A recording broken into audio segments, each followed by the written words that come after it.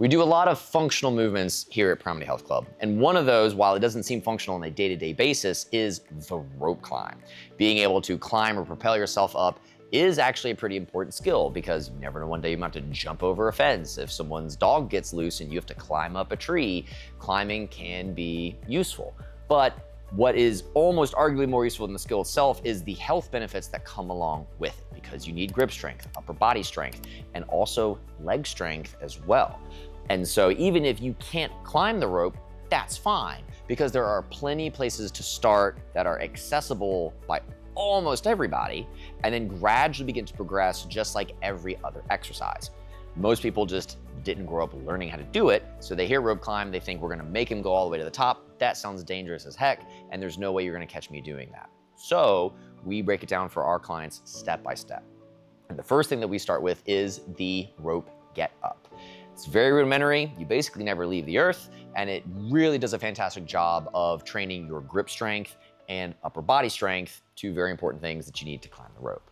So when we do the rope get up from the floor, two things can dictate the intensity of the movement. One, where you start. If I start further back from the fixation point, this actually makes it much easier. So as I begin to get more confidence and more strength with the get up, then I can start to scoot closer. The second thing is my legs. On the ground, if I start with my feet planted flat, this makes the get up much easier. If I start with my legs straight, that creates a longer moment arm, so it's much harder for me to then use my arms. So I usually tell people, start with the legs bent, scoot your way forward as you get better, and when you're completely under the rope with knees bent, start all the way back again with the legs straight. So as I begin to pull, I need to first lift my hips off the ground. If I don't lift my hips, then I'm simply going to pull myself into a seated position. I'm going to wind up cheating, pull myself onto my feet, and then basically stand up. I got nothing out of that. Start with my hips off the ground. Now I have to use my arms to support my body, and then I hand over hand pull myself up. It looks a little scary, but in reality, I've had like 60, 70-year-old clients do the get-ups. So there is a way to start back enough that just about everyone can do this safely. And if you're unsure, put a very soft mat under you, so that way, heaven forbid, if you start to slip, you'll land on something soft and cushiony. I'm in the exact same position, but my legs are out straight. I start with my hips off the ground. And that's a lot more challenging. So this is a great way, if you have access to a rope, to increase your grip and upper body strength to work you up to the next skill, which is knee tucks. This will come in handy with transitioning to climbing the rope much later. So when I do a knee tuck, I'm going to hang from the rope. This is the first time that you'll probably be fully supporting the entirety of your body weight and leaving the earth. So at first, to do that litmus test of can I actually hold on, slowly start to bend the knees and try to support the entirety of your body weight. If you find the moment you pick your feet up off the floor, you start to slide down, that's bad news bears. And so I need to continue to work on my grip strength until I can support myself fully. But once you do get to that level, then once I pick up my knees, I'm going to lean back and try to bring my knees into my elbows. Not only is this grip and abs, but I'm also using my arms to pull myself backward. So if I just tuck, that's not enough. I need to lean back to get that touch. So we call this the knee tuck skill, and that's going to be crucial with transitioning up the rope once we get there. So once you have the strength prereqs, then comes the skill portion, and this is what arguably is going to do the lion's share of the work. And when it comes to learning skill, it's nice if you can take it slow and feel what you're doing, and that's why we like to get a box or a high seat for you to sit on so we can practice our footwork, specifically known as the J hook. There are a couple different techniques that I've seen over the years when it comes to climbing rope. The one that I believe I've seen a lot with like military is they do what's called the Spanish wrap, where they loop the rope all the way around and then pinch it with the feet, because technically it's not as hard to teach and sustain.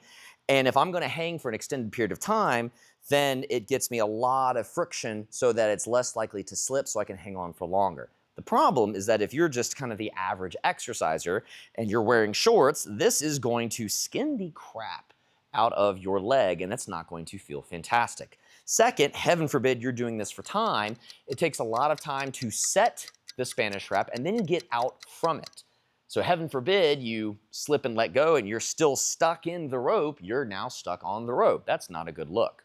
So to do the J hook, which is much faster and just as effective to propel yourself up the rope, is a simple 3-step process. Step 1, cross your legs. Step 2, insert rope. And then step 3, uncross. And then from there, from my perspective, I have made the letter J with my rope. That's simple. That is the J hook. Now, using the J hook is where a lot more of the athleticism comes in because I need strong enough legs to, 1, squeeze together so that the rope does not slip through my feet. And I need to trust that I can stand on that rope. So I'm locking out my legs completely. And then I'm going to put that to the test. So as I do, I'm going to extend. And when I stand, I'm going to lift my hips off the box, holding on tight, but I'm going to lean back. So I'm not using my arms to hold on for dear life. So as I do that test, I'm going to set my J hook, extend my legs, and lift my hips. And you'll notice I'm leaning back, arms are straight, and I am still relaxed and able to have a conversation while I'm doing so. If you are not using the J hook, it looks slightly different. Number 1, your arms will be bent because you're still trying to hold on with your arms rather than trust your legs. And 2, my favorite dead giveaway, is usually the wonderful faces that people tend to make because they're working really hard to hang on. I did the J hook, coach. Not quite.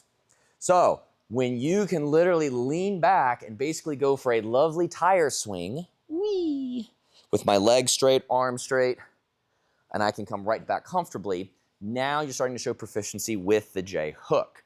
It's easy to deploy when you're seated and you can take your time and make sure you get it right. Once you're there, trying to do it a little bit quicker and setting it without rushing is going to then be the next skill because we're going to transition to J hook attempts, where now, much like when I'm climbing the rope, I'm going to be hanging and trying to set the J hook. The longer it takes me to set the J hook, the more I'm just simply hanging on for dear life, and now my hands begin to fatigue. So the sooner I can set that J hook, the sooner I can stand on my legs and let my arms recover. So then we do J hook attempts, where I'm going to jump and attempt to set that J hook and show control. So if I can jump, set, I did the thing, and come back down, then that would be a good attempt. Obviously, if you miss and slip down because you are unable to get control of it, that's still an attempt. That counts. That takes effort. I'm still doing work. So when we have workouts that involve the rope climb, and you know you have a lot of those requisites, but you still need that practice because you don't feel safe going up, we do J hook attempts instead. Then, putting all of those skills together, the J hook, the knee tuck, and then the get up. All of those things combined then become a rope climb. So, first order of business, I set my J hook. I need to do my get up. I am going to pull myself up using my arms. I'm standing on my feet. I reset my hands higher, but then comes the transition. This is the knee tuck. So I need to hang on, lift my feet high, reset the J hook, use my arms to do the get up, and voila, I'm already 15 feet high just from 2 transitions. If I don't have a big knee tuck, then you wind up doing what I call inchworming up the rope because the legs are what propelling me. So if I set the J hook, I reach and I don't tuck very much, there's 1, there's 2, there's 3, I'm basically there. That took me a lot more transitions to get up than the first one, which took me 1. Because the more I can tuck and lean back, the higher I can set the feet, the more I'm able to pull up and cover ground with each transition. Getting up more quickly, which means I'm hanging less, which means I'm using less effort, and I'm doing it more efficiently and safely. And those are all of the progressions from stage 1, being nice and safe on the ground, all the way to climbing the rope like a champ.